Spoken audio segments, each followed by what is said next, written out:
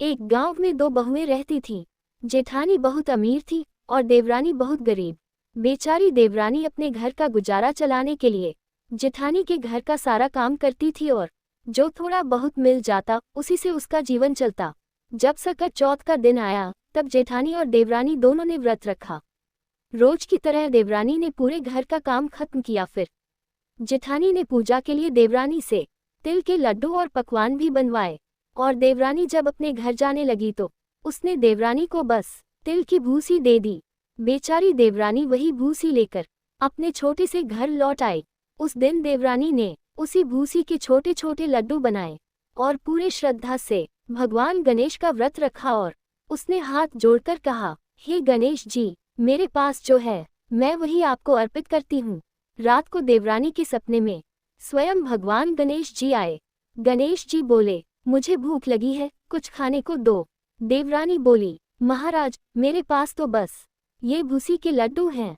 गणेश जी मुस्कुराए और प्रेम से उन्हें खा लिया। फिर गणेश जी ने पूछा, मुझे शौच जाना है, कहाँ जाऊं?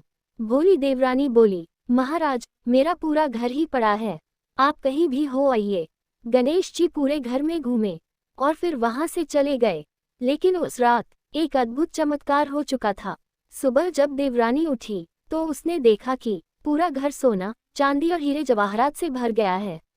देवरानी की आंखों में आंसू आ गए। उसने हाथ जोड़कर कहा, हे गणेश जी, आपकी कृपा अपार है। इतने में जेठानी वहां पहुंची और आश्चर्य से बोली, ये सब धन तुम्हें कहाँ से मिला? देवरानी ने मुस्कुराकर कहा, ये सब तारांकन गणेश जी की कृपा है। मैंने सच्चे मन से व्रत और पूजा की और उन्होंने मेरी झोली भर दी।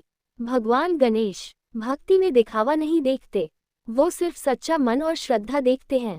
जो भी सच्चे दिल से सकट चौथ का व्रत करता है, गणेश जी उसकी हर मनोकामना पूरी करते हैं। सकट चौथ की यह पौराणिक कहानी हमें सिखाती है कि भगवान गणेश सच्ची श्रद्धा और भक्ति से प्रसन्न होते हैं।